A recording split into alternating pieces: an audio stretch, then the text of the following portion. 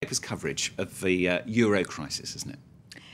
Europe plays its last card today in Brussels, according to the front page of Le Figaro. It's a similar headline from what we've seen on lots of papers, and we've got the same photo with Angela Merkel and Nicolas Sarkozy on at the front of at least 3 newspapers this morning. So headline writers possibly also a bit fatigued with the ongoing euro crisis.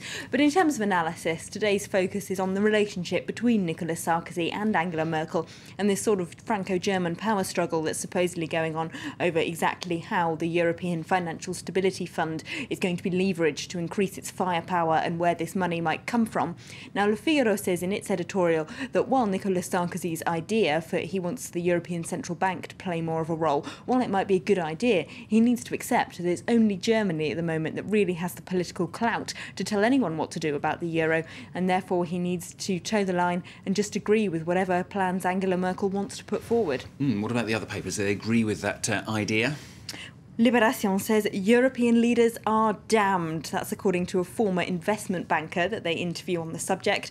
He talks about the idea of getting banks who Greece owes money to take at least a 50, if not 60% haircut. He says it's just not fair. The banks can't accept that kind of losses. Where are you going to get the money from to recapitalise them anyway if they are forced to make them? European leaders don't have that kind of money. There's no guarantee foreign sovereign wealth funds, which have been kind of posited as a get-out clause, will actually want to invest in those banks either. So the idea needs to be scrapped, according to Libération. And every country out for itself. That's what Le Parisien thinks is happening. I thought it's always been like that, but anyway. What is each country playing at, they ask on their front page. They say that all the leaders have kind of retrenched into their own national interest positions. No one's really thinking about the future of Europe as a whole. Inside they've got this nice picture where you can see all of them around a table. Well, on the left there we've got Papandreou, Zapatero and Berlusconi. They just want the credit ratings agencies to get off their backs so they can have any chance at all of trying to repay their national debt.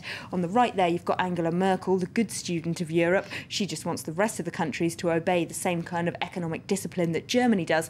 And in the middle you've got Nicolas Sarkozy kind of stuck between the two sides. On the one hand he's worried about losing France's own AAA credit rating, and on the other side he's still trying to push plans of his own, as we were saying with that European Central Bank idea. The Chinese president Hu Jintao is also in that picture. The paper says he's playing a much more important role than its readers might realise. China, they say, is playing a double game. On the one hand, Europe is one of its most important export clients. They don't want them to go bankrupt.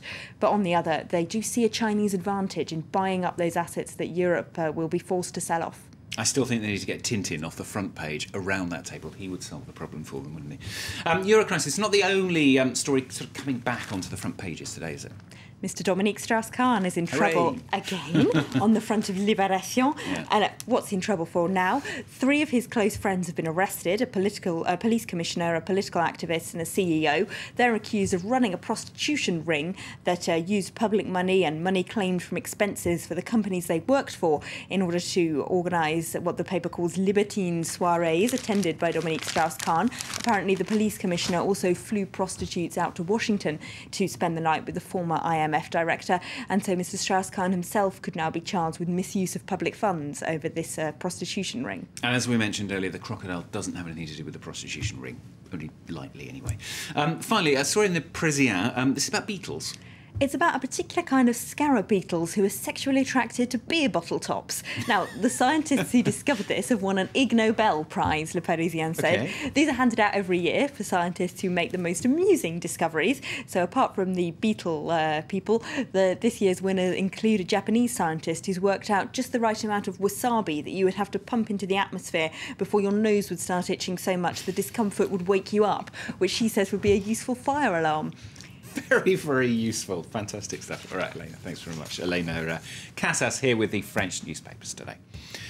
Time for the headlines then. The Day, a comprehensive solution.